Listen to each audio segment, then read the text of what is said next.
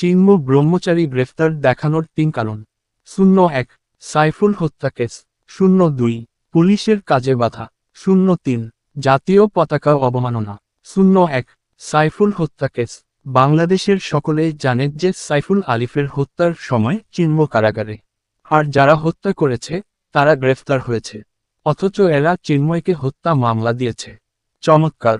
মনে হয় তারা চিহ্ন ওরের বিয়ার যে জন্ম এদের। সাইফুল হত্যা কেস তো ওরা নিজেরাই তৈরি করল। কেন ওরা আদালত ছেড়ে মেথরপট্টিতে গেল? ওরা কি জানতো না যে হিন্দুরা চিন্ময়ের মুক্তির আন্দোলন করছে? আর যদি সেখানে দল বেঁধে আক্রমণ করতে যায়, তাহলে কি ছেড়ে দেবে কেউ? তোমরা এই কেস তৈরি করলে, কিন্তু মামলায় চিন্ময় কেন? সে কি কারাগার থেকে সাইফুলকে হত্যা করল? ০২ পুলিশের কাজে বাধা। আর এবার আসি পুলিশের কাজে বাধা প্রদান। তো যখন একজন হিন্দু ছেলে উৎসব মণ্ডলকে পুলিশ, সেনাবাহিনী ও নৌবাহিনীর থেকে ছিনিয়ে নিয়ে গণপিটুনি দেয়, সেটা কিছু না।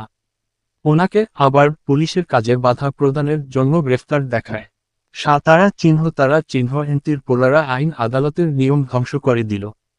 ০৩ জাতীয় পতাকা অবমাননা। আর জাতীয় পতাকা অবমাননা, সে তো শিবিরের সমাবেশেও হয়েছিল। সেদিন ১২ই এপ্রিল ফিলিস্তিনের পক্ষে মার্চ ফর গাজাতেও একটি ভিডিওতে দেখা গেল যে জাতীয় পতাকার উপর ফিলিস্তিনি পতাকা। তো সেটা কি রাষ্ট্রদ্রোহ না? এসব কি চলছে?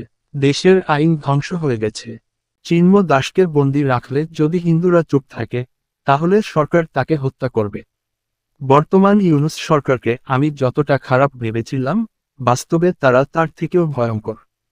আজ চিন্ময় দাসের খবর দেখে মনটা ভারী হয়ে গেল। ভাবিনি এমন নিষ্ঠুরতা দেখতে হবে। আশা করেছিলাম অন্তত আবার গ্রেপ্তার হওয়ার আগে তাকে কিছু সময় দেওয়া হবে। ২-১ ঘন্টা নিজের পরিবারের সঙ্গে কথা বলার বা ১ কাপ চা খাওয়ার, একটুখানি নিঃশ্বাস নেওয়ার সুযোগ দেওয়া হবে। কিন্তু না, তাকে সরাসরি অ্যারেস্ট দেখানো হয়েছে কোনো মানবিকতা, কোনো সামান্যতম সভ্যতার ছোঁয়া ছাড়াই।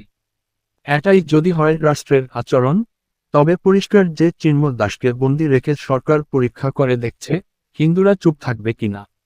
যদি চুপ থাকে, তাহলে সরকার নিশ্চিত হবে যে এটাই সঠিক সময় চিন্ময়কে